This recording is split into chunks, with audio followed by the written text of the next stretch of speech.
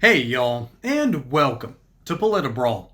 My name is Brian, and Representative Gimenez from South Florida rakes Wolf Blitzer over the coals for missing the entire point of Trump's tariff war.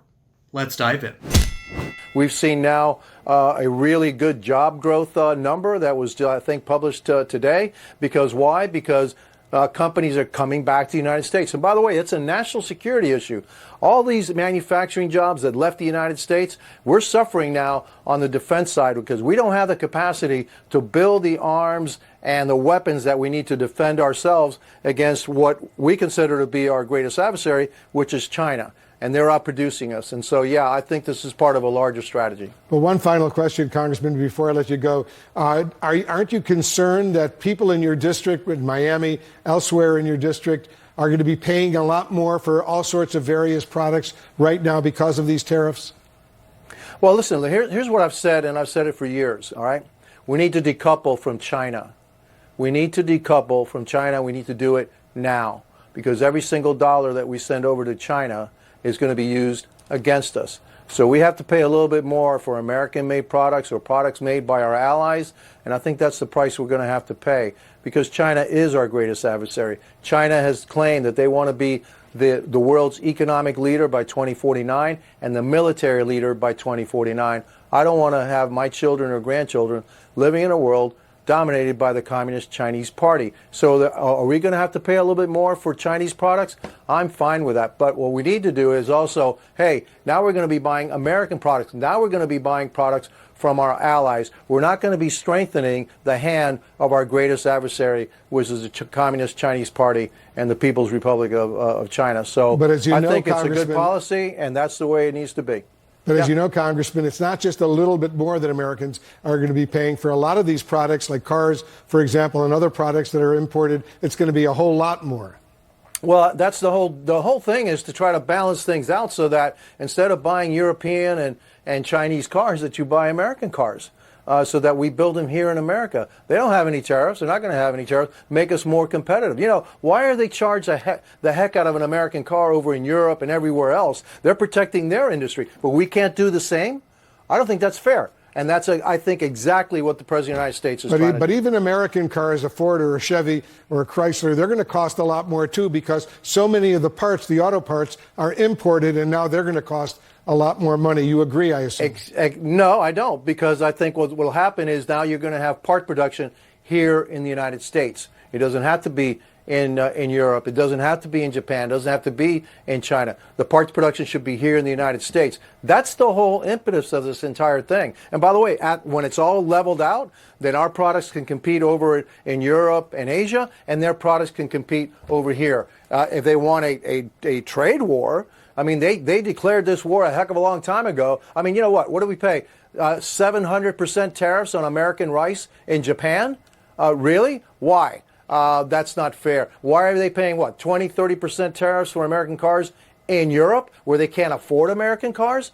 That's not right. All he's trying to do is bring it back and have a balance on trade, and that's the way it should be. There shouldn't be high tariffs on American products or other products, but since they charge us tariffs, I think it's right that we should charge them the same amount. This is perhaps the best take of the entire narrative that I've heard on these tariffs. The whole point and purpose of these tariffs are not to punish other nations. It is to protect American interests, okay? That's the sad truth about the whole situation here, is that other nations have been tariffing us day and night for the past 70 years in order to protect their own economies. And you know what? I don't entirely blame them. The United States itself got its start heavily on tariffs back in 1819. We had some controversial legislation passed that arguably caused the war between the states later on. But in 1819, in order to protect American businesses and industries that were in its infancy at the time, the Congress decided to pass tariffs. This benefited the northern part of the country, particularly in New England and the growing Midwestern states like Pennsylvania, even though it was already a colony. Even though it was a former colony, and Ohio, they were starting to industrialize.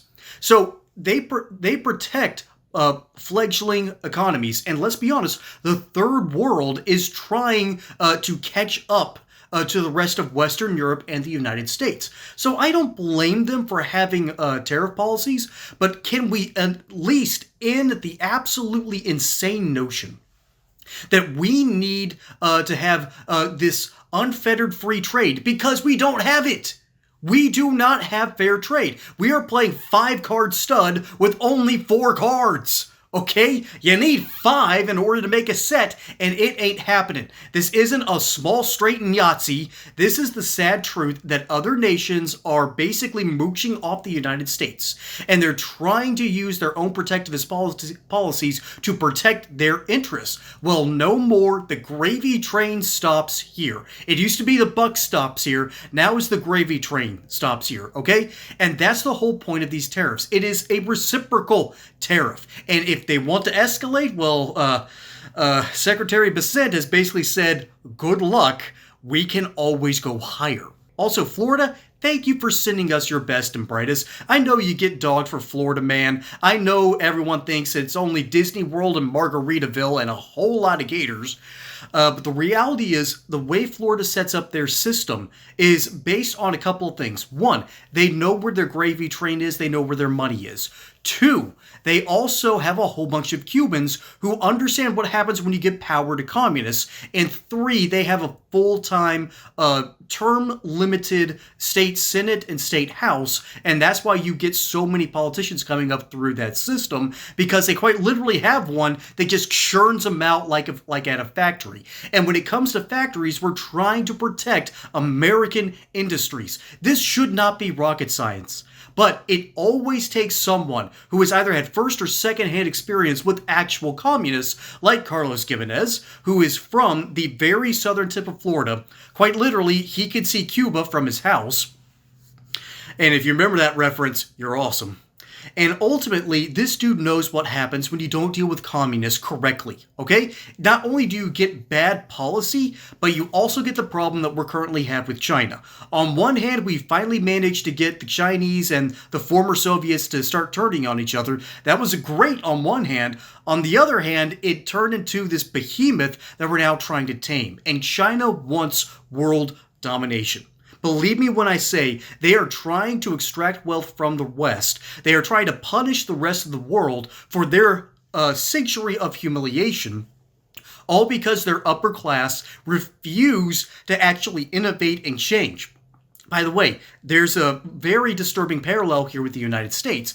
It's the fact that our upper class, our typical liberals and Democrats who have been running the show pretty much since Obama, they're starting to realize that you can either innovate or you can get left behind. That's why Elon Musk scares them so much. That's why the Chinese Communist Party has been trying to innovate and change the way they do things, but they can't admit the fact that, communism's terrible, having capitalism is actually a good thing, and that would ultimately break their facade. And so that's a reason why we're having a major trade war with China. And the bigger reason that they really don't want to admit is the fact that we don't even get our goods made in China like we once did. We get them from Malaysia. We get them from Indonesia. We get all that cheap stuff. We get it from the southern Eastern Asian nations. We no longer get them from China. China has tried to modernize its own economy, so it sends more of its goods out to Western Europe because they know that the United States is under new management, and they've been trying to change ever since Donald Trump got in office in 2016. And now they've realized that, the United States, we can actually start playing some hardball with these nations, and this is what they respect. The Chinese respect power for the same reason the Japanese respected our power back in 1850. We fired one cannon at the Tokyo Bay, and they opened their doors to free trade with the United States. That sort of big stick policy is something we need again, and that's the point of these tariffs. This is an attempt to bring money back into the United States, to bring manufacturing back, and at least make it dollarable here in the U.S. We need these kinds of jobs. We need to innovate our economy. We need to start shifting gears, changing focus, or else risk being left behind. That's the whole point and purpose of these tariffs. Wolf Blitzer, I think, does understand this, but he is on CNN, which, bless their hearts, you can lead a horse to water, but you can't make him drink. Folks, my name is Brian. Hope you enjoyed that segment here on Polit Brawl. Don't forget to like and subscribe. Catch you on the next one. And until then, y'all have a good one.